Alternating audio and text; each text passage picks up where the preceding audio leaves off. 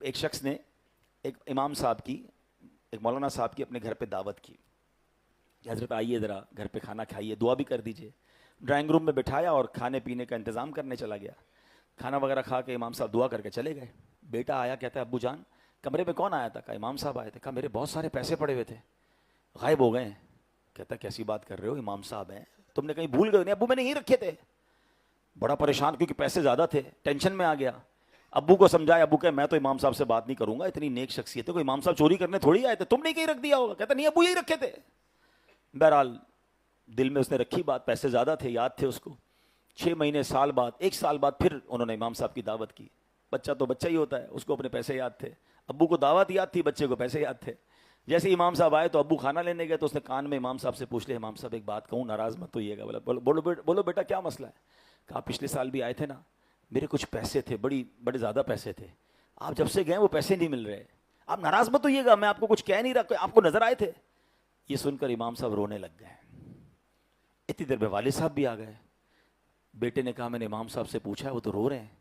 کہا دیکھا میں نے کہا تھا نا تمہیں نہیں کرنا تھا، امام صاحب کو کتنا دکھ ہوا، آپ معاف کر دیں، ہم آپ کو چور نہیں کہہ رہے، بس یہ بچہ تھا اس نے پوچھ لیا۔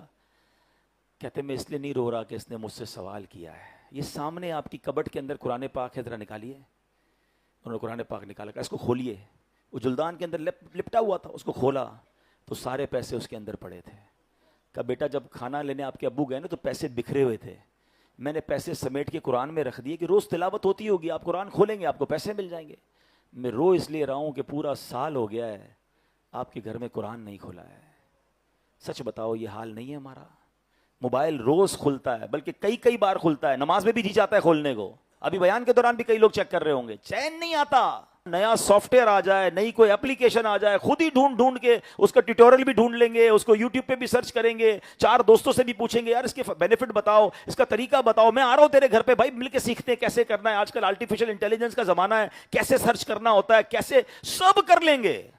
قرآن کے بارے میں یار ابھی تو واقعی مشکل ہے، اب تو کیسے پڑھیں گے؟ یعنی جس کو نہیں کرنا نا، ایک جملہ یاد کر لیں، امیر علیہ سنت کا بڑا تاریخی جملہ ہے۔ آپ فرماتے ہیں جس کو کرنا ہونا اس کے لیے راستے بہت، جس کو نہ کرنا ہو اس کے لیے بہانے بہت۔ فیصلہ آپ کر لیں۔